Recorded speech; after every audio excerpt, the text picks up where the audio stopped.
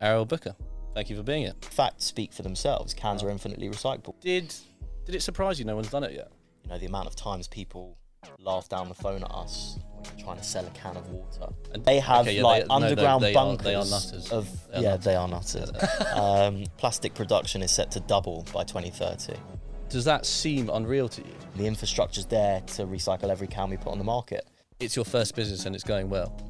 We're in a much better position now to play to our strengths. You're in my face at the moment. This mic's in my face as well.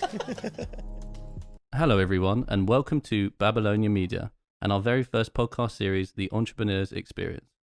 When they're starting off on their journey, entrepreneurs love being surrounded by other creative and energetic people working in flexible workspaces. So it's very appropriate that this series is sponsored by SpaceMade. SpaceMade transforms buildings to create enjoyable and immersive working spaces for entrepreneurs and remote workers alike. We in Babylonia have a space at one of the locations and have found it a great environment to work in. SpaceMade has accessible workspaces throughout the UK. Check them out at www.spacemade.co. Thanks for listening and enjoy the show. So, episode 1, Entrepreneur's Experience, Ariel Booker. Thank you for being here. Thank you for having me. First, we're going to do a little toast because it's the first ever production for BABYLONIA Media. So, thank you very much for being here. Cheers. Let's start with this. When I was researching you, obviously I know a bit about you anyway, and obviously we're friends, but when you start to look at what you've done, obviously it's pretty amazing, and there's an element of, as a friend, you're sort of really impressed and proud of you, and from the outside looking in, it's just really impressive. So I'm going to roll this out, and I want to follow it up with a question. You founded in 2015. You're now in more than 3,000 UK retailers worldwide. You're also in China, Netherlands, UAE, France. Am I missing anything else? No, that's about right. Okay. And then you've got the more sort of landmark stockists like Selfridges, Fenwick, and is it Harrods? No, we're not in Harrods. Not in Harrods anymore. Buckingham Palace. Buckingham Palace, yeah, there you go. House of Commons. London Zoo. London Zoo. Lords, Didn't know that one. I knew Lords. Amazon HQ. You obviously, I know not this year you're doing the festivals, but last year you did quite a lot of festivals. Is that right? Yeah, we did about 50 festivals last year. Okay, fine. And then obviously you're doing. What's the BBC and ITV studios thing? Is that you're essentially just water within those studios? Yeah, we just provide water for production. Okay. But they then give it out to guests, and some celebrities and those types of people end up having our cans, which is cool. Awesome.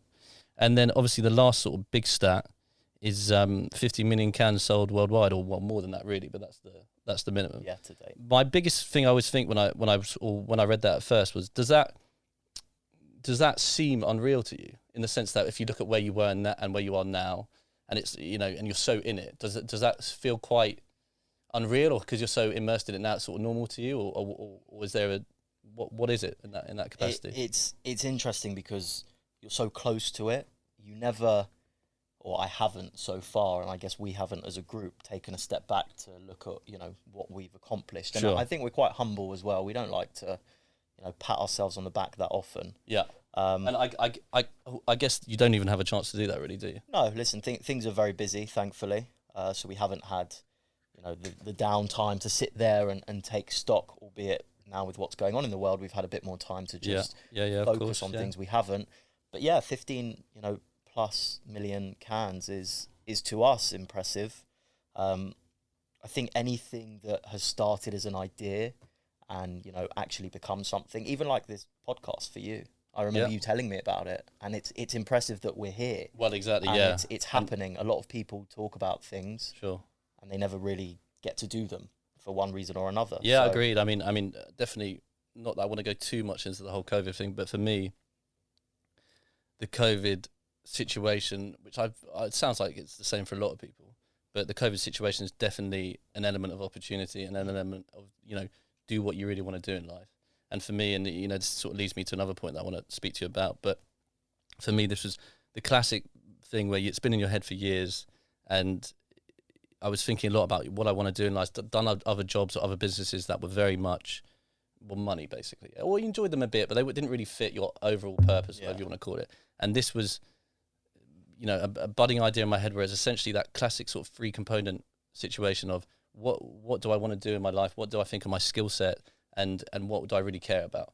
And obviously there's a purposeful nature to it that I think is very important, and which sort of, leads me on to the most obvious part about what you're doing, which is, and I also think you're quite ahead of the curve on this, and you were at the time, but plastic in general in 2015 wasn't as prominent an issue as it is now. So that's the one thing. And then obviously purposeful nature, I only personally think that purposeful nature aspects of business is really, really coming to fruition in the past 2 years, if that. So first of all, did you feel ahead of the curve at the time? Did we feel ahead of the curve? Yeah, absolutely, because no one really believed that what we were doing was going to last. Yeah. No one wanted to, the amount of times people laugh down the phone at us when you're trying to sell a can of water. And that happened a lot, right? Yeah, for the best part of 18 months to 2 years, it was a real uphill battle. And there was a lot of people who, I had meetings with the founders of massive drinks companies who sold out. People introduced me to them, and I went and said, here's our fantastic idea. And he looked at me and said, you'll never get into Tesco's. He's like, you're wasting your time. I don't know who that is, but they've done very well themselves. Well, I'm sure they have. And, things like that can really burden you moving forward, and they can really make you question what you're doing. Sure. So yeah, the first couple of years, there was lots of times where you would sit there and think, what the fuck am I doing selling canned water? No one really understands it. A lot of people are still saying that plastic is here to stay and it's the greatest thing out there. And I mean, for me, that's madness. But the plastic industry is very lucrative. Of course, but it's, again, when I was doing a lot of research, I really got into the whole plastic situation as a whole. And it blows my mind how irresponsible we've been in the past 50, 60 years. And, I think I was saying this to my stepfather, actually, that don't you think like someone should have really grabbed this by the balls, really, and said, we can't keep doing this because it's so irresponsible. And something that doesn't, decompose for like 300-400 years, that's just mental. But it's the money associated with it that, a lot of people lobby against any new laws or any kind of new policies that outlaw plastic. The government is very incentivized to keep the producers of plastic happy. So it's there's definitely a huge shift in the right direction. I think it's so hard to ignore now, and we'll get onto the stats of the whole plastic thing in the ocean in general in a bit. But it's so hard to ignore, and obviously big corporations get behind it, and then obviously yourself and people like that. I think it's awesome. Actually, I would actually do a few plastics statistics quickly, only because I think for listeners and audience, if you don't know this, it will just blow your mind. And I suspect you know quite a few of these anyway, so correct me if I'm wrong. But if anyone wants to fact check us, they can. We've already done our research. We've done our research. We've checked a few websites, and we think it's about right. So, firstly, 1 million plastic bottles bought worldwide per minute. You've heard that one before, right? Mm-hmm. I mean, that in itself is crazy. It's mind blowing, isn't it? I mean, we are a population of nearly 8 billion people. Agreed, but that's a huge number, and it shows how much we're still using it. So for me, that was crazy. 40% of plastic in general, not necessarily bottles, but 40% of plastic in general is only used once. And then obviously you've got the flip side that I know you mentioned this a bit on your website, I think, and I've read about it a bit. But essentially, even very thin plastic, am I right in thinking it's 100 years plus before it gets decomposed? 300 years for plastic bottles thicker. The problem with plastic in general is it does break down over time. And then you've got it becomes microplastics. Yeah, exactly. So what happens is, microplastics live anywhere. They live on our roads from our tyres. They live in the ocean from what we dump in the ocean, and the waves erode them over time. The sunlight erodes it. So essentially, apart from what we've incinerated and the small bit of plastic that we've recycled, every piece of plastic on this earth is still, here in one way. Well, yeah, I mean, the other stat on that sort of point is apparently only 12% of plastic has been incinerated, which obviously has a bad sort of knock-on effect anyway. Mm-hmm. But if we've been you're producing more greenhouse gases. Yeah, exactly that. And, the other stat I read today, in fact, was that it's 12.7 million tons of plastic entered the ocean, I think, in the past per year on average, but the past year in particular. I mean, that's again, it's the equivalent to a truckload every minute. Plastic production is set to double by 2030. Really? So you even with everything that's going on in a positive, positive direction. Even continually. Yeah.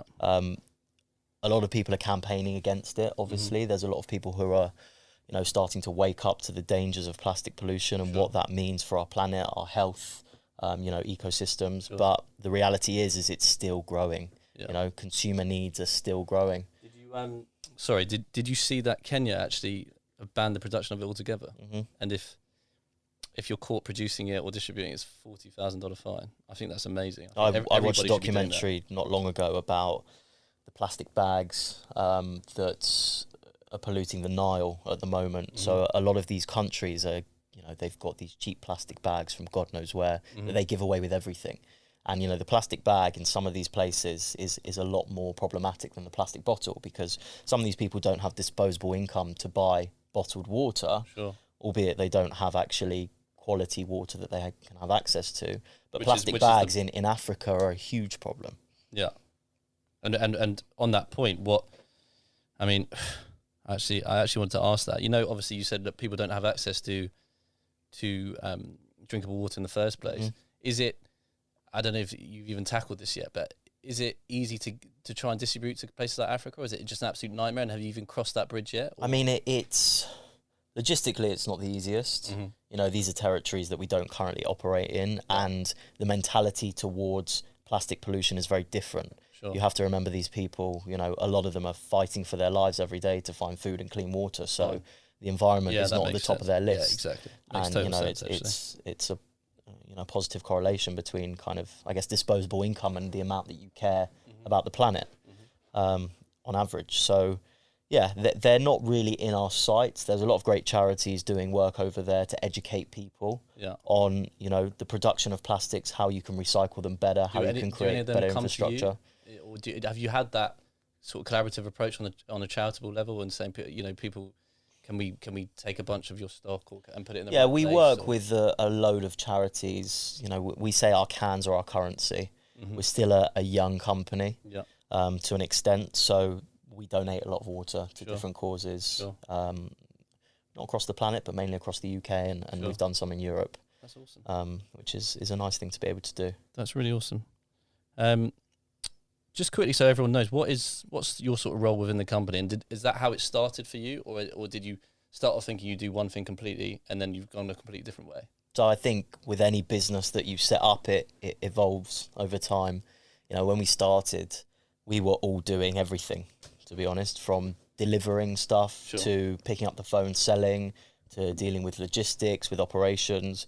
Primarily, I was involved in the operational side and the sales side, which, is a lot to handle of a startup, and especially when I haven't been experienced in operations in the past. Yeah, and just to be clear, you've never owned a business previous to this one? No, and we weren't experienced in food and beverage either. Sure, yeah. So, we came up with this concept, we became obsessed with this idea of putting water in a can, and we had to find someone to do it, which actually happened quite quickly, to be honest. It seems it did. The other interview I watched you did, and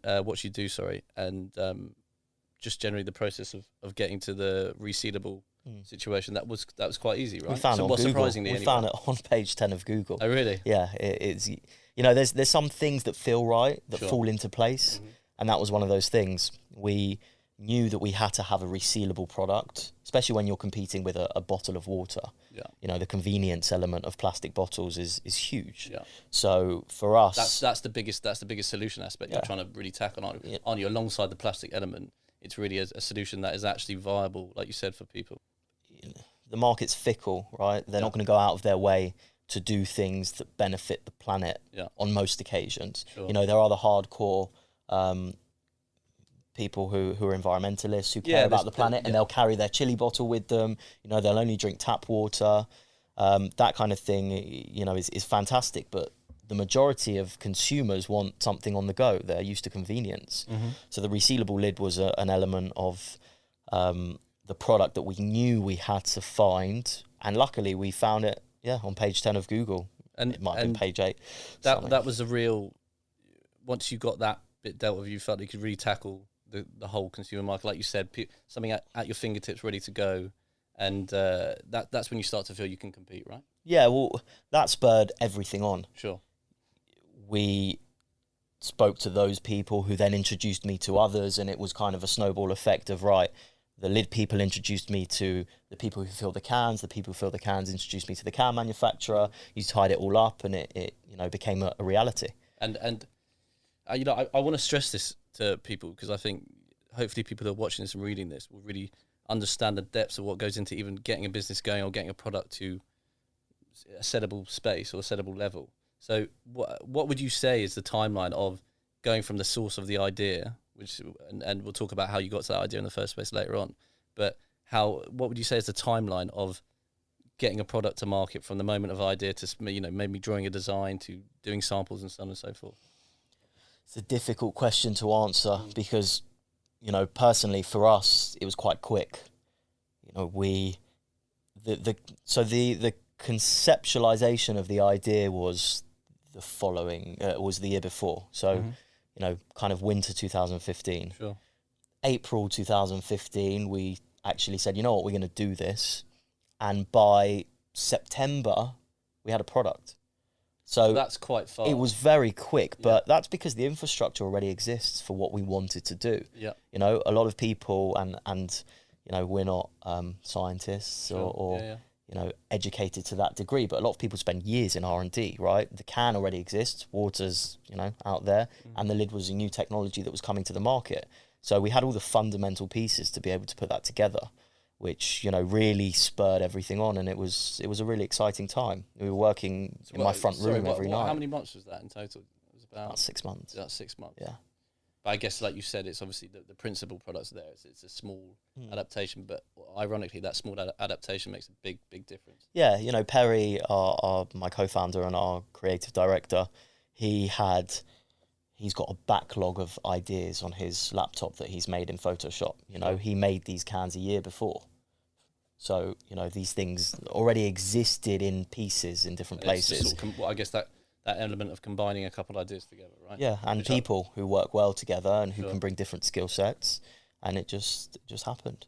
What's the importance that you have to deal with at the start when it's working with friends? You have to create a very strict set of roles and responsibilities. Do you have to be very clear and understand outside of those working hours we're still make sure you sort of compartmentalize it? What do you think of the sort of foundational points? It's all well and good to say that you've got to set boundaries and you've got to do all of these things, but I think most people don't. Yeah. Especially I was 23 at the time. My co-founders are a little bit older than me, but you don't think of those things. You learn those things along the way, and now we've got a respectable business relationship that's professional, but a lot of the time things can get personal. And obviously that combines with the age. You did it so young in the first place.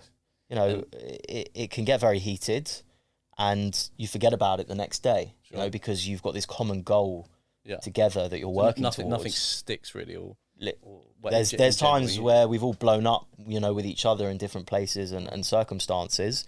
There's been a few tears here and there, mainly from me, but you have respect for your best friends and your co-founders, and that's what you need to remember at the end of the day. Aluminium. There we go. So you can recycle it within 6 weeks. Apparently, is that true? Yeah, that's a fact. That is a fact. Fact check that, guys. That's a fact. I've been there. I've seen it. Yeah. Yeah, I've been to many recycling centres. So the benefits of aluminium is that it doesn't lose quality. Sure. So you melt it, it becomes liquid aluminium. Then it gets cast into what's called an ingot. I know a lot of sad facts about aluminium. Well, tell us. And then they transport it to a rolling mill. They'll roll the aluminium like if you're rolling dough, for example, for bread. Okay. Yeah. And then they will... Good reference, by the way. Thank you. They will make it into cans. And that process can happen within 6 weeks. And literally the whole can again, or do you lose the whole can? Really? Yeah. There's less than 1% that you might lose to something that's called bottom ash, and it's just where it's been burnt. Yeah. But that's being able to recover now as well. So do you find? I know it sounds silly, but do you find sort of geeking out about the whole variables behind the business quite interesting? Was it quite fun? Yeah, it was a nice learning experience. I never thought I'd be an expert on aluminium cans, and to all intents and purposes, I'm not. There's many people out there who are more informed about it, you've but got the know-how, the fundamentals, and to have an argument with someone who's telling you that plastic is great and the best thing to exist, and that cans aren't, and throughout the last few years, we've had many run-ins with, pro-plastic individuals. And you have to be armed with these facts. Yeah. And, the facts speak for themselves. Cans are infinitely recyclable. Plastic doesn't get recycled. Once a can's recycled, it comes back as another can. And the infrastructure's there to recycle every can we put on the market. And what these pro-plastic geniuses... Genii. Yeah, genii, sorry. Are they, what are they coming with when they say we still need to use it so much? A lot of it is related to carbon emissions. Sure. That in terms of packaging, the carbon life cycle of a plastic bottle outweighs a can, which is true in the production of a plastic bottle. But when you take recycled products and material into it, it doesn't. The life cycle of a can is far better than the life cycle of a plastic bottle. Does the also transport aspect matter in the sense that you can get more within a freight or whatever it may be? Yes, a filled product. Yeah. Cans so I don't know if you've seen how they make plastic bottles. It's actually mind-blowing. They look like condoms, essentially. So they're these little, tubes, test tubes, that they blow, that turn into the plastic bottle and is filled with water at the same time. Okay. So it's quite efficient to transport the plastic in its, raw form, if you like, to a filling plant to then get filled. But whilst it's efficient and it's very, very cheap, it's a false economy, because look at the damage that it has on the environment. The trade-off's just not worth it, is it? Yeah. And it just blows my mind. The amount that's there is just crazy. But most people don't know. Only in the last 2 years people have woken up. Thank God for David Attenborough. I was thinking Blue Planet. People just saw a turtle with a straw in its nose, and that was enough for the whole country to ban straws. Yeah. I mean, in a matter of weeks. Which is amazing. Which is incredible. I mean, but it took, it's crazy that it only took that to make such a big change. Sure. I actually looked, I don't know if I have it here with us, but the amount of, do you remember that famous image of that massive whale on the ocean? They cut it open, it was just literally like nets and everything like that. I think that had massive impact as well. Talking about sort of impacts in an imagery sense, talk us through how you even started the idea in the first place. Basically, I know there's a bit about, you went to Thailand, is that right? Yeah, so I was on holiday, travelling in Thailand for a month, December 2015. Why travelling? Sorry, December 2014, because it was travelling, but I've never taken a gap year and gone travelling, so it was the closest thing to it, going island hopping and doing those awful full moon parties. Exactly. The what's it? The bucket with the Red Bull and vodka. Yeah, I like the Samsung. It's this whiskey that basically makes you go blind. It was really great.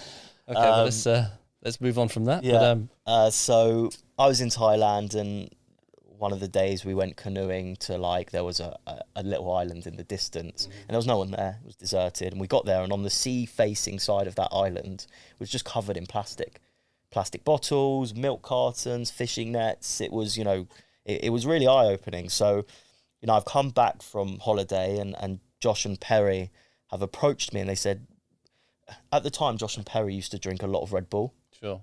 They loved the stuff. And one day they were like, listen, we've just got to stop drinking this because it's not good for us. We're jittering in the afternoon. It's enough now. And they started drinking a lot of water. And Perry, being, creative and visual, was thinking about, well, why does no one put water in a can? They started talking to me about this idea that they had. And I was like, hold on a minute. Surely there's something from an environmental angle as well. I saw so much pollution when I was on holiday in Thailand that maybe it would be really cool if we could, create some real purpose out of this. We started looking into aluminium cans, the recyclability benefits of it, and it just made sense. It just kind of clicked. We became obsessed with this idea. Perry mocked up these black and white cans on his kind of Photoshop very early on, and we were just hell-bent on doing this. We found the resealable lid. Yes. Sorry, I was just going to say, I guess it stuck with you so quickly because of that image, right? Yeah, it was it was the image. It was, why has no one done this before? This is solving a real life problem. We don't need to be, PhD scholars to actually make a difference. Yeah, it doesn't take a genius to. The infrastructure already exists. Cans are already out there. We've seen and we've read the benefits, and we've seen, what's going on in the world. Yeah. Let's do something about it. And did I wondered this? Did it surprise you no one's done it yet at that point? It surprised us that no one's done it commercially. Sure. And no one had done it for the reasons that we were doing it. There's people called preppers.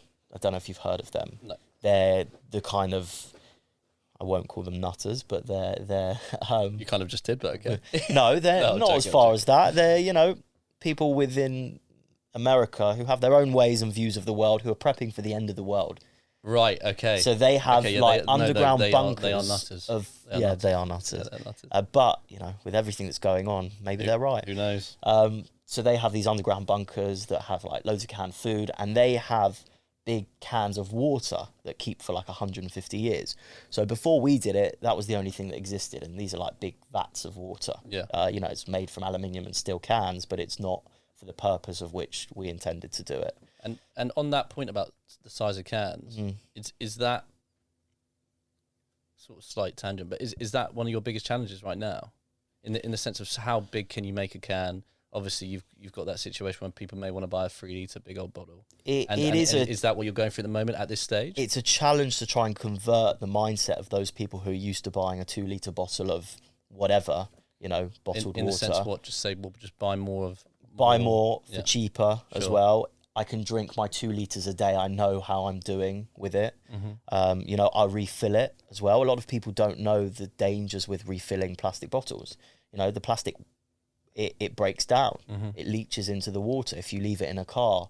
Everyone's heard of that story of a friend of a friend's friend who got ill from, the plastic bottle in the car from the sun. And there is merit to that. But, the difficulty that we have with size is you can get bigger cans. You can get a litre can. I've seen them before. They did them in Russia, of all places. Of course. But they're garish. They're heavy. Yeah. They're big. So you think even if you could get to a certain size, it wouldn't be attractive as a product?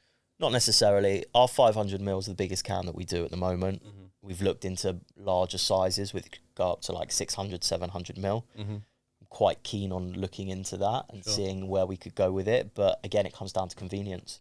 Early business, right? Mm.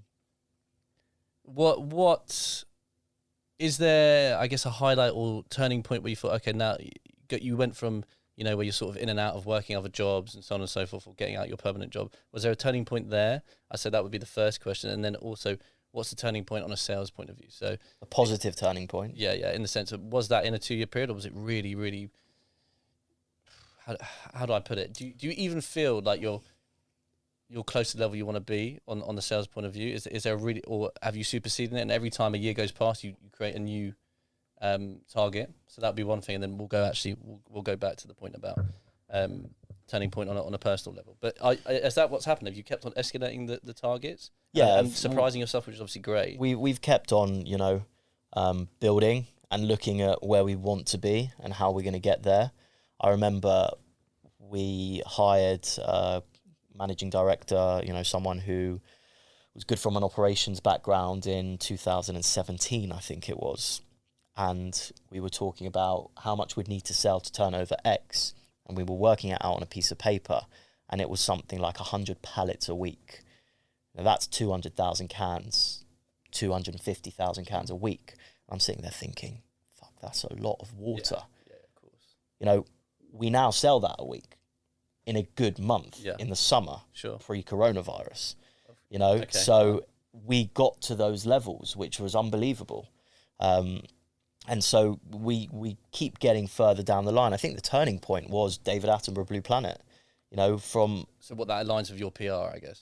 Yeah, it was with the awareness factor. It was the awareness of plastic. That really elevates your purpose, for a good 18 months, we were hammering the phones, we were banging on everyone's door, we were being told to fuck off left, right and centre. Mm-hmm. People weren't interested. Why do we need a can of water? We've got plastic bottles, they're cheap. People are still buying them. That's the end of the story. Overnight, the whole conversation about plastic erupted, especially in the UK.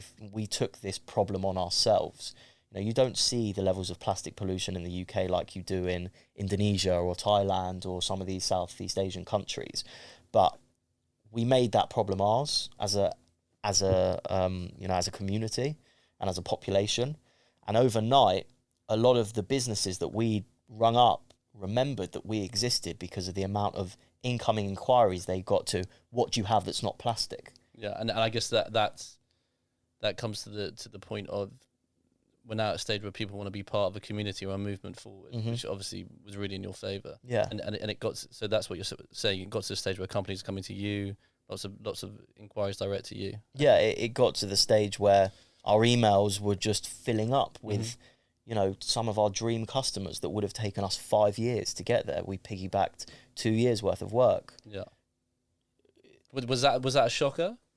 I mean, in a sense, that's probably the wrong way to put it. Actually, what I would say is, do you feel?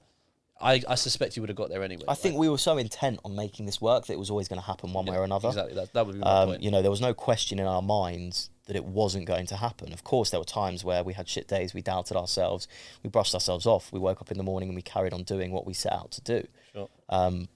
But, in the manner that it happened, in that kind of quick moment, it was beyond our wildest dreams. And some of the people who were reaching out to us were just, incredible. And who were they? Just out of interest, what the sort of standout brands or places like Buckingham Palace. Yeah. That's what came to mind for me. I mean, places like Vanity Fair. We sponsored the Oscars party. In LA, in Hollywood, we did the water for the Oscars party. I didn't. I did try and blag a ticket. To this day, I haven't even seen pictures because it was so cloak and daggers. They couldn't even send us pictures. It's supposed to be like that, isn't it? So yeah. what is that? When you hear those stories about the famous goodie bags that are worth like 10K, you were part of that. Yeah, well, we were the water at the event, so that they were giving out. I've been to the World Ocean Summit and spoken, on behalf of CanOWater, on behalf of our can manufacturer. I did not know that in my research. Yes, that was 2018, Mexico. I got very burnt. Yeah. Probably a bit like me now. A little bit.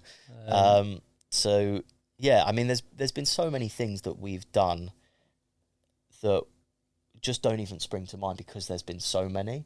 And that's not to say... And that's great. That's great. Right? You can amazing. ask for more on that point of view. Yeah. That you've got so many landmark incidences or highlights or whatever it may be that you can't pick them all out.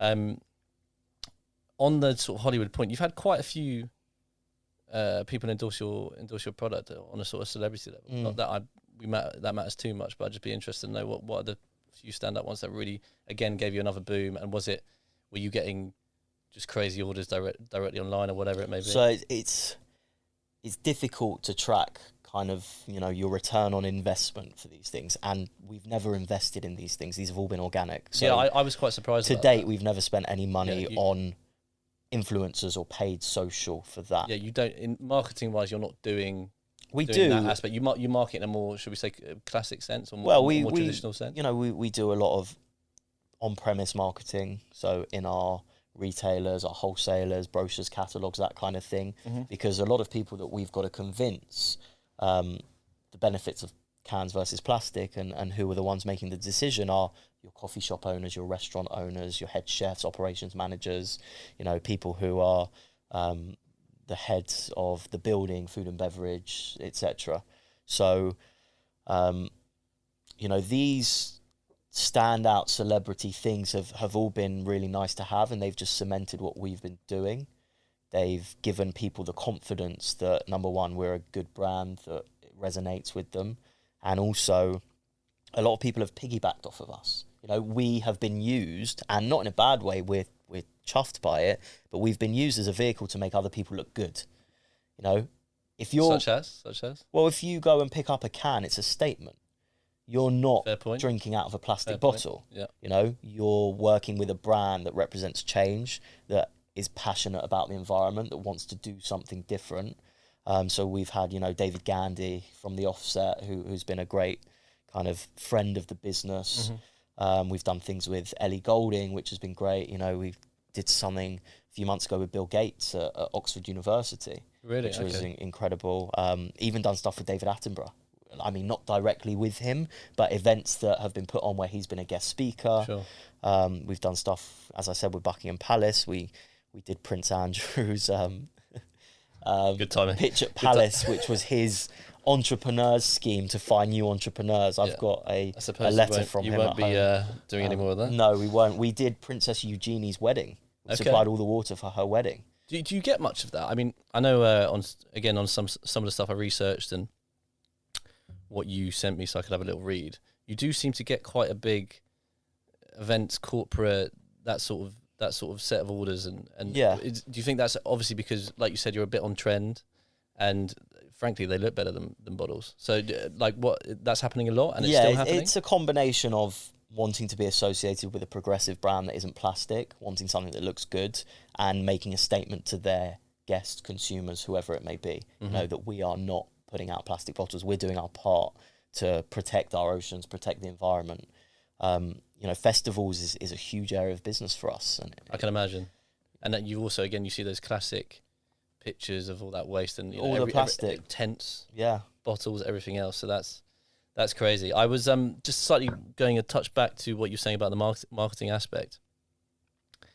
Do you firmly believe that because you've got such deep belief in your product and you've got such a good grounding with your product, the marketing is sort of it's needed, but the core belief of the product as a whole is what's thrived it forward. And I know that to some extent everyone would say that in an entrepreneur's aspect, but you really have to stick to that and not get wavered and get a bit worried and start spending loads of money on marketing, especially in the early days. Yeah, I know a lot of people who've spent a load of money on things that just don't make sense because they feel they need to be doing something.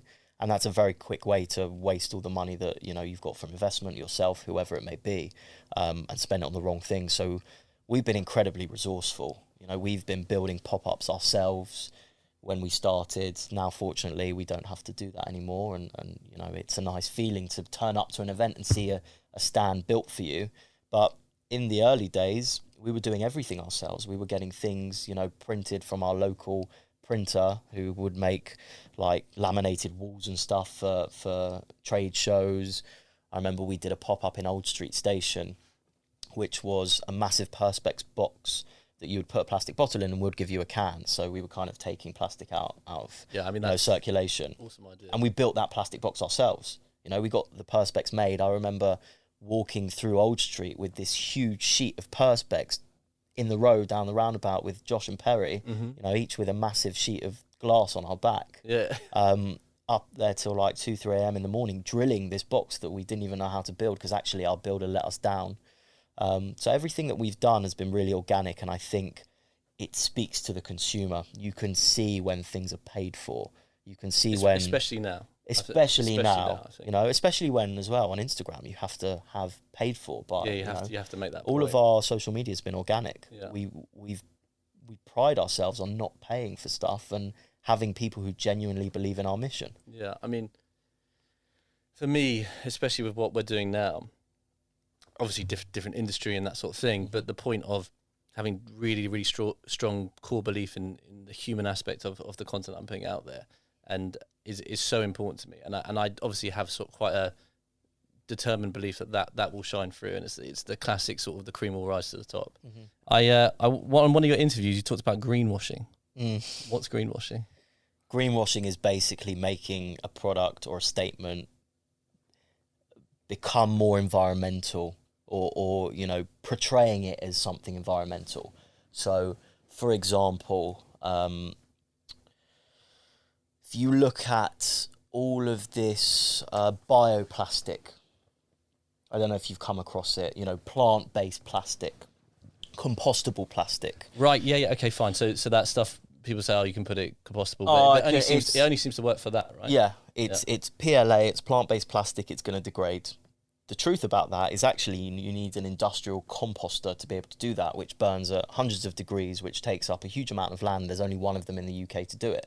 So all of this stuff, whilst its intent is good, it can be misled and people can believe that they're doing the right thing when actually what happens to that is it contaminates the waste stream because people just throw it in a normal recycling bin thinking that it can be recycled. It, you know, taints everything else in that recycling bin from a plastic perspective, and it ends up in landfill emitting methane. So it's, you know, so it's essentially one of those nice idea but useless. Yeah, I wouldn't say it's useless. There's a lot of technology behind it, and it's a growing, industry and market, and a lot of people are moving to it. It's just not effective enough. It's not communicated well enough to the consumer how they actually deal with it.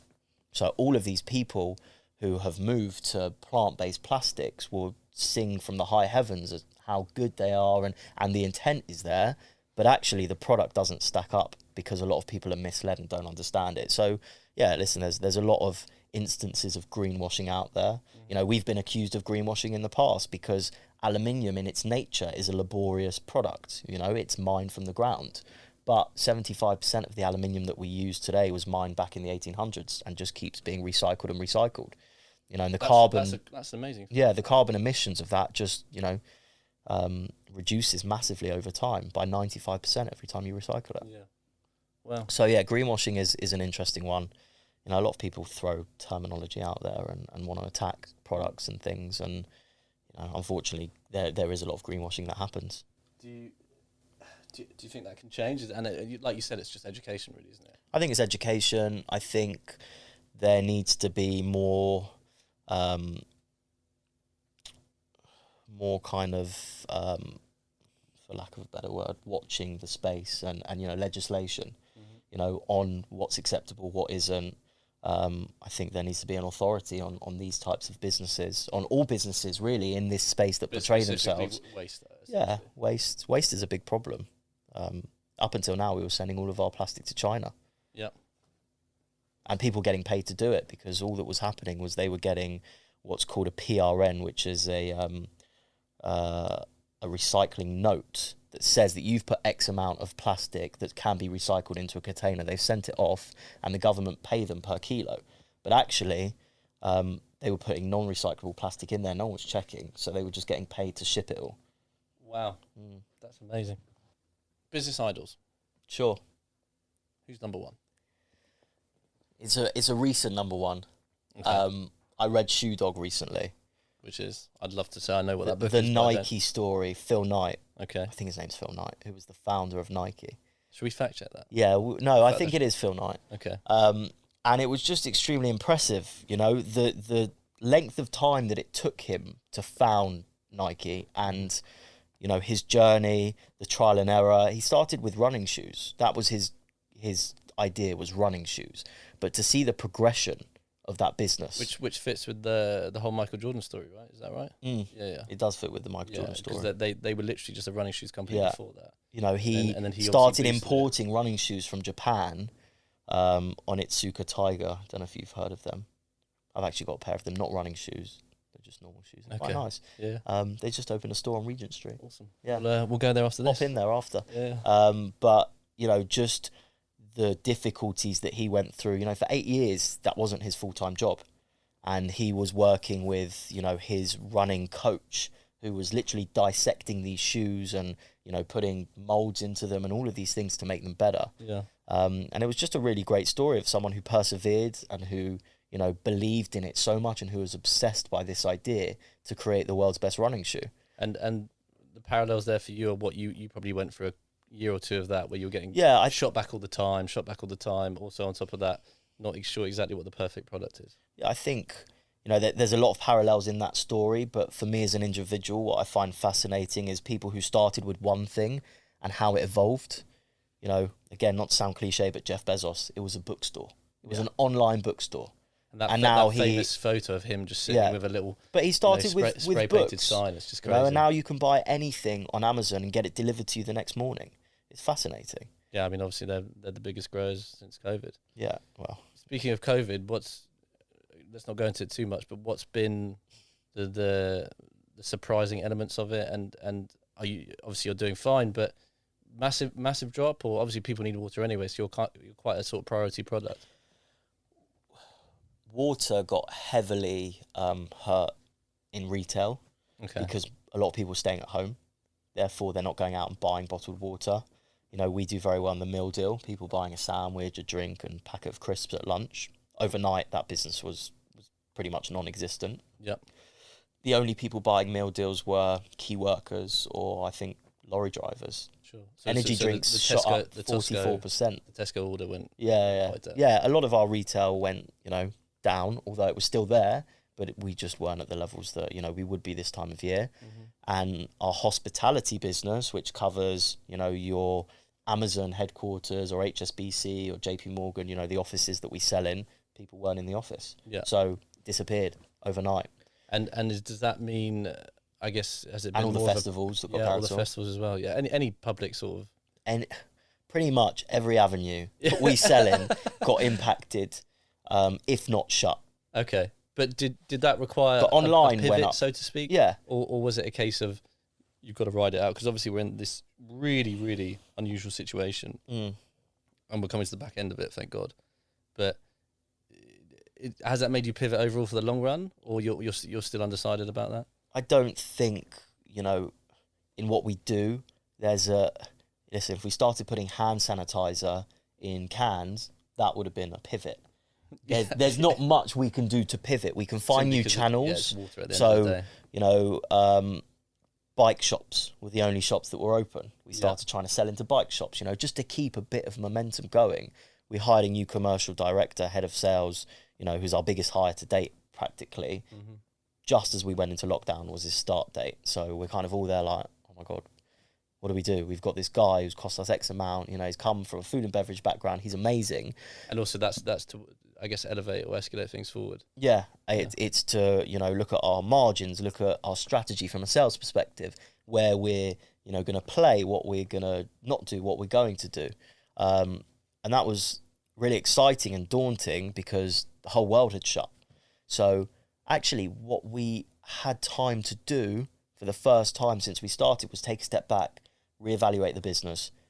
What are we going after? Who do we want to be? What do we look and feel like to the outside world? What won't we do? What clients do we not want to work with? Who do we want to work with?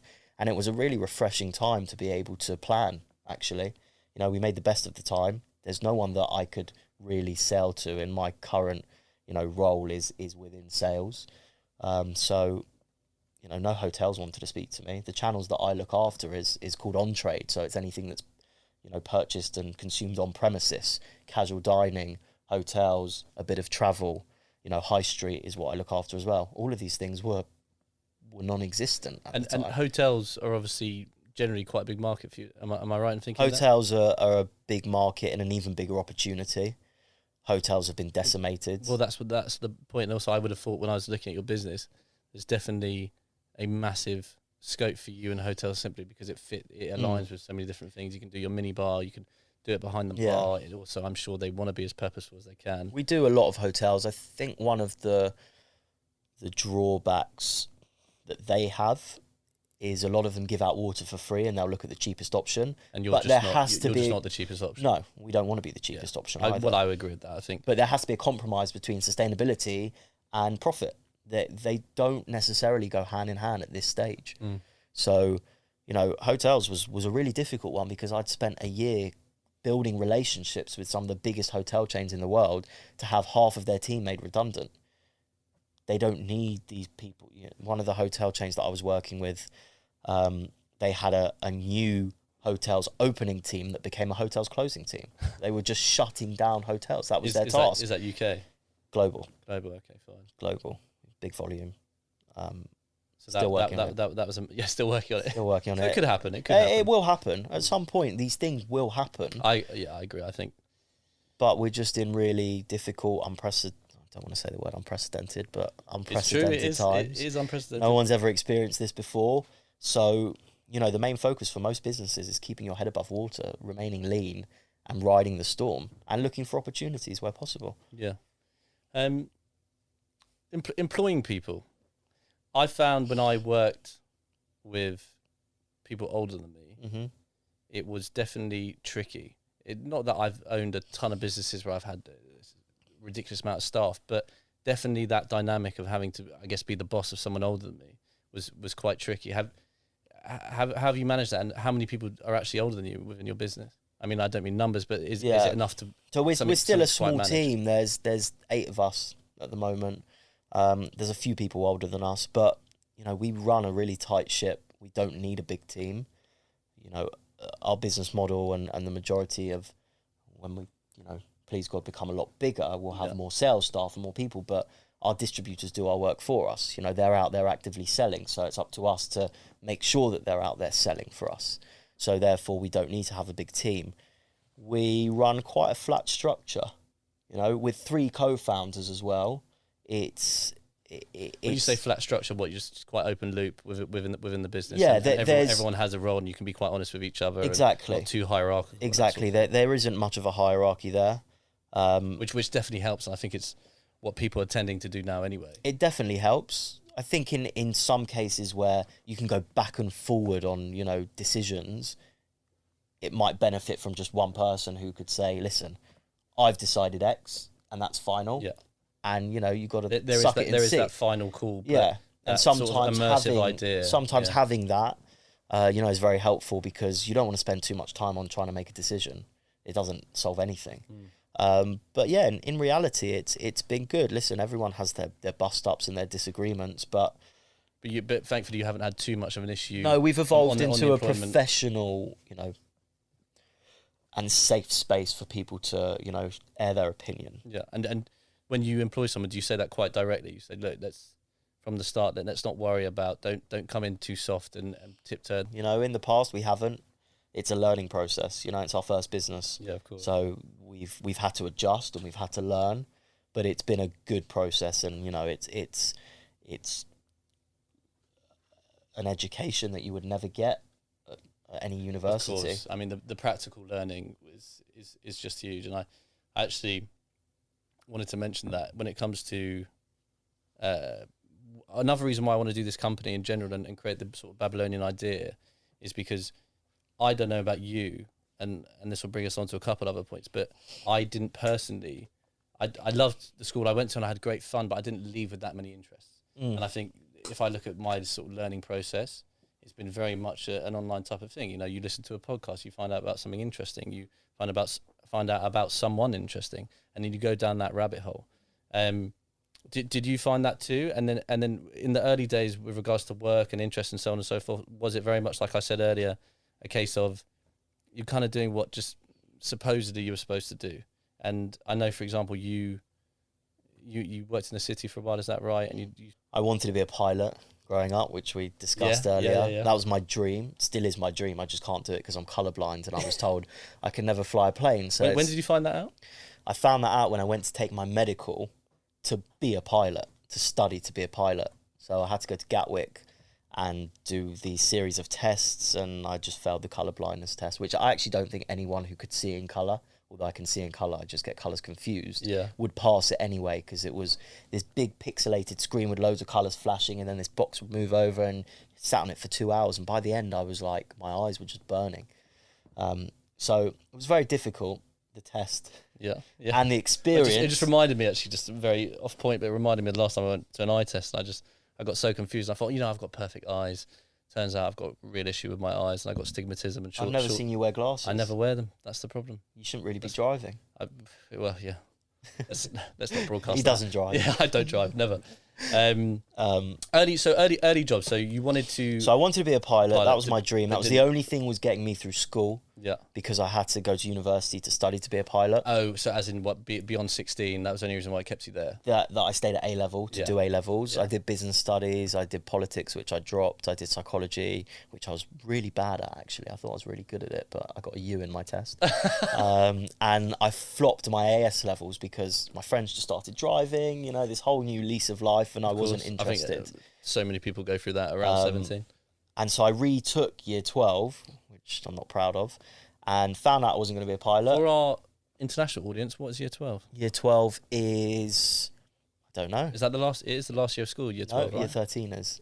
Ah. So year 12, I don't know. 16 to 17. 16 to 17. Fine. So once that happened with the whole pilot thing, I said to myself, you know what? I'm just going to go and make money. I'm just going to do something that makes me money. Which is when you went into the city. I went into FX, which didn't make me any money. Fine. I was 17. We were calling. It was the best education I've had in terms of sales. I was in an office with 5 or 6 people that I was friendly with. Fine. And we were selling FX. Groundwork FX. of what the cold calls, that sort of thing. Cold calling. Continually getting rejected, 300 which I phone think is calls such a day. important. People telling me to fuck off left, right and centre. Really? You know, having to concentrate when you're surrounded by your mates as well, and we're all having a bit of a laugh every now and then. Yeah. But just that being able to pick up the phone to anyone and string a conversation and make them believe that they want to buy what you're selling. Don't take no for an answer, I guess. Yeah. Is the big part of Yeah, that. sometimes, we were threatened. It wasn't regulated either at that time, so a lot of the things we said probably we wouldn't be able to get away with now. Oh, just an absolute oversell sort of. Yeah, just, almost Wolf of Wall Street type. Pretty much Wolf of Wall Street. Like, it was very fun. This is going to change your life. It was very fun. We were just plucking things out of the air about, currency rates and why they were fluctuating, and you've got to buy now because in a week non-farm payroll is going to come out, and all of this shit that we had no idea what we were talking about. But it was good fun. Yeah. It was really good fun. I was earning no money, but I was like buying Ralph Lauren tracksuits and going clubbing every weekend, like on tables. I don't know how, with an £800 Well, I guess wage. and also, like you said, that's such a contributor to today, in as far as you as a business person in general. And I personally think failure is so essential to a business journey in general. And then alongside trial and error is huge. But do you find, because obviously you're quite a rarity in the sense that it's your first business and it's going well, obviously touch with all that and it will keep going well. But was there quite a lot of, should we say, failure or trial and error in the first couple of years? And how essential was that to the success? And is there any standout points, actually? I'd wonder. Was there anything where you went, wow, God, we really fucked up there? Or you tried to raise money and you just completely flopped it? There was loads of of sample product or whatever it may be. So the first iteration of the product that we had, we bought 500 of these resealable cans from the manufacturer. They were filled with lemongrass juice. It was the first generation of the lid. It was a really difficult mechanism. I mean, it's improved a lot, but at the time... Great. Oh, by the way, we should do a little... demonstration? Well, yeah, demonstration if you want. So Can we get a focused shot of this? Like that. And then you I don't know if that's even on close it like that, and it's... CanOWater, guys. It's airtight. Airtight. Watertight. Don't bottle it. Don't bottle it. Sorry, so you were saying, so you got 500 done. Yeah, we got these cans. And it was this essentially not great idea, not great design. It wasn't ready. They were silver cans, plain. Yeah. We spray painted them white. We put a label on them. We got a printer to print out these labels, and they look pretty good actually. But the lid wasn't great, and Josh and I went to this Virgin startup accelerator program to try and raise 50 grand or something. That was how much they'd give you. And we're sitting there like around this big table. Everyone's there pitching their idea. And I've gone, yeah, we've got this resealable can. Look. And it's just gushing out, yeah. The whole thing is pouring out onto the table. Everyone's laughing. I'm like, oh my God, we've just blown it. I've gone out. I've called the manufacturer. I'm like, what the fuck is going on, Michael? All of this. I mean, I like the confidence that you just went for it anyway. Even what, just now? Well, no, I just, well, yeah. No, oh, what, at the time, yeah. Even though you had, did you have any clue if it was going to work? Or you were just No, it's a resealable lid. Yeah. It's obviously going to work. They told us it was going to work. In theory. Exactly. In theory. So that was our first taste of, it wasn't a big failure. It was annoying. It was frustrating. It was embarrassing. It's quite illustrative of a learning curve step, a poignant moment in a business person's journey. I think we've had a lot of minor failures along the way, with trucks turning up late and then we were missing deliveries for people. We've cut it so fine in the early years on delivery windows and getting things over. We had once, and this wasn't our fault, but our cans, the steel cans, are filled with nitrogen. So they've got a dosing of nitrogen in it, which keeps the cans hard during transportation. You won't feel it now because you've opened it and the nitrogen has come out. I just want some more water, okay, thanks. Sorry. Feel free to drink. I'm trying, but this mic is really in my face at the moment. Yeah, this mic's in my face as well. Sorry, go on, finish your very interesting story about... So we had this new batch of product that just came in, and at the time we were selling to a lot of the Soho houses, and I get a call from the head of food and beverage, and he's like, Ariel, I just had a message from one of the guys. Have you changed your water? I was like, no. He's like, oh, it's got a funny taste. Oh, no. So this is May 2018. just as we've exploded in business as well. So we got 300,000 of our cans produced for that month's orders. It turns out that someone left the carbon dioxide tap on a little bit when they were filling our still cans. So all of our still cans tasted like flat sparkling water. 300,000 cans, right? So we've gone into like crisis mode. Luckily, only 2 pallets have gone out. They've gone out to Soho House. We got it back and everything. But we were short on all of the orders. Does that whole thing become redundant? Yeah, it went in the bin and was recycled. 300,000 cans. It took us a year to get the money back on insurance, all of these things. It was disastrous. Yeah. I'm not actually sure we learned that much from it, but because it wasn't really our fault. Yeah. But, you know, we kept cool. It's that extra meticulous nature of what you do. It's just understanding when things go wrong, what you need to do. So if ever that happens again, we know the process now, and we wouldn't let it happen again anyway, because they've learnt from it, we've learnt from it. You know, we've had a lot of little things that have gone wrong on the way. A lot of it's been logistics based. You know, we were doing so many different things at once that we're only human. We would forget things. And you talk logistics. Obviously, you've got an operations guy now. Is that right? Was that such a relief, and that gave you a real freedom to accelerate the business in other ways? Yeah, I think at some point you've got to start playing to your own strengths. Yeah. And as opposed to the early entrepreneur, the early days, everyone does everything. Yeah, yeah. You know, you just do as much as you can. You learn on the job. It's all hands on deck. But when you mature into a business that's turning over real money, that, you know, it looks and feels real to the outside world, you need to do the things that people would expect you to do. Time consuming, isn't it? Operations, logistical, forecasting, production, all of these things that I had to learn on the job, you know, and that we were learning day by day. We were delivering things, you know, ourselves. I had to once deliver stuff to London Zoo on behalf of our distributor, and I've taken a corner quickly and everything's gone over in the back of the van. And it's just like, it's on a Friday afternoon. That's like, a very classic sort of what else can story, go wrong? Isn't it? Like, you know, taking all your the car, cans are done. dented. It's a nightmare. So there's been some instances along the way where these things have happened, and but the operational guy was just such a relief. I don't wake up at 3 o'clock in the morning like, what's going to go wrong today? Because thankfully not my lot does. Not worried about the classic ones, payroll or and also, you know, enough stock, or just because we were doing so many things, you inevitably miss stuff. Yeah, and then you think, what have I missed? And then it comes back to bite you the next day, and you know, it just spirals. So yeah, we're in a much better position now to play to our strengths. And next year or two, or I mean, I don't divulge in it too much if it's quite personal to you guys as a business and business strategy. But do you have an exit plan, or do you have like sort of an immediate 1 to 5 year idea? And is there a bigger proposition that you want to get involved in, or do you always want to stick to water? There is an exit plan, naturally.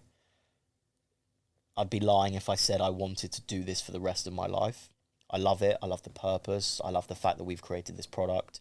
You know, I get so much joy when I see it out, or when people send me pictures of it. You know, it's amazing. But I think as individuals, the three of us are quite entrepreneurial. We're coming up with ideas all the time. And, you know, the excitement of something new isn't necessarily the best thing to have in you, but that's what turns me on a lot of the time, is what's next. Yeah, alongside just trying to maintain the value of the resealable can and the recyclable element. Yeah, you know, creating different streams within what we already know, based on other aluminium products, other products in the household that are already, you know, plastic dominated. So we'll see. You know, right now, obviously, because of the current situation, it's not that easy to do those things that we wanted to do. We've got to focus on our current business and keeping that, you know, going. Just sort of with that point in mind, what's Coca-Cola doing, for example? And are they Coca-Cola in the sense that are they trying to latch onto what you're doing? Not necessarily you directly, but are they going that way? Obviously, they've got such a massive production. Plastic is such an important thing to them. But do you ever think or worry like they're really going to trying to over indent the market and take over everyone? And obviously that could be good for you in a sense. Who knows if you ever got bought out? But are they starting to really make big efforts in that area? they've launched their own canned water in the States. You know, a lot of people have copied us, which is great for the plastic problem. You know, as many people as possible who want to go into canned water, we congratulate them and, you know, wish them all the best because it contributes to the greater goal. Of course, it's annoying when people copy us and people have copied our branding. Coca-Cola haven't. They've kind of stayed away from that. A lot of others have. But are you willing to talk about that, by the way? Yeah, well, we can get onto that. Yeah, okay, fine. Coca-Cola are so invested in plastic that a lot of what they do is a knee-jerk reaction to, you know, pacify the market and pacify, you know, the people who are saying, what are you doing? They recently launched a plastic bottle that was made from ocean plastic. And everyone's like, how the fuck does that work? You're causing the problem. Why should we congratulate you for creating a bottle that is made out of your own problem? And will likely go back there anyway. Exactly. You know, it was funny because we were at a supplier conference, one of our retailers, and Coca-Cola got the award for sustainability. And it's like, how does that work? Yeah. That's just, you know, it's money. It's money. It's you start to feel money very talks, right? Right? And they've got a shitload of it, and they pay a lot of money. So there are people out there from, you know, these big companies who are doing things. Again, it's a lot of lip service. They've got the PR machine to be able to spin these stories and make people think that, okay, Smart Water's made from 100% recycled plastic. That's great. I'm going to carry drinking it. What happens to that plastic bottle after? It's all well and good it's made from 100% recycled plastic, but plastic bottles have, you know, 5 or 6 times they can be recycled before they're downgraded. And they turn into something else, park bench, shoelaces, a toy car, whatever it is, that's still going to live on this planet for eternity. Yeah. So we need to stop the production of plastic and start to look at alternatives. Yeah, full stop, really. So you're never going to stop the production of plastic. There's uses for obvious, it, right? But it's got to be so limited, right? Food preservation, medical supplies, it has its place, but in single-use products that are used for less than 10 minutes, there's other alternatives out there that are better. We mentioned it earlier, but let's go back to it. Copycats, basically. Who have they been? You know, it's a bit of juicy information, but who have they been, and what was so specific that kind of pissed you off? I'm not going to name names because you can see, you know, if you Google canned water, there's not a lot of us out there, but you can see. I think, you know, it's frustrating because we believe we started this movement. We were at the forefront of it. Well, without a doubt, you know, and there's a lot of people, again, we're happy that they come on this journey with us, but when they copy our website verbatim, or where they copy the black and white cans, you know, or go after us, which a lot of them have done, and go after our, you know, sorry, so it's literally clients. Sometimes word for word they're copying a website. Oh, I could, and I'll show you, but I could show you so many instances that you would think we've made it, the product. And again, you know, we implore people who do that, but have some originality. Yeah. There's hundreds of colours out there that you could put your cans, you know, in. There's so many different ways of saying the same thing. And also, if you're copying, you try and do something different, at least a little. Try and at least do it different. You know, I know there's Coca-Cola and there's other red cans of cola drinks and stuff, but there's so much, I guess, creativity out there that it's annoying. It's incredibly frustrating to see people doing that. You kind of feel personally attacked as well. It's not like it's such a big marketplace, it's inevitable, right? Yeah, it is inevitable. It's flattering, but at some point, I think flattery, there's a line. Yeah. There's a line between flattery and outright copying and just taking the piss. Yeah, taking the piss. So, yeah, it is frustrating. And we're seeing it more now in different areas, in different countries. You know, we're trademarked. You can't patent water in a can. It's an idea, it's not a technology. So we'd never be able to claim that, and we wouldn't want to. And the resealable lid is a separate patent. That's another company that we work with, and we have licenses on that and stuff. So and actually, you don't need to tell me that. I was going to say, is it worldwide? But I'll leave that to your imagination. Okay, fine. Ariel. Yes. Let's start that again. Sorry, stop moving. I just realised that I did it. I wanted to go like this.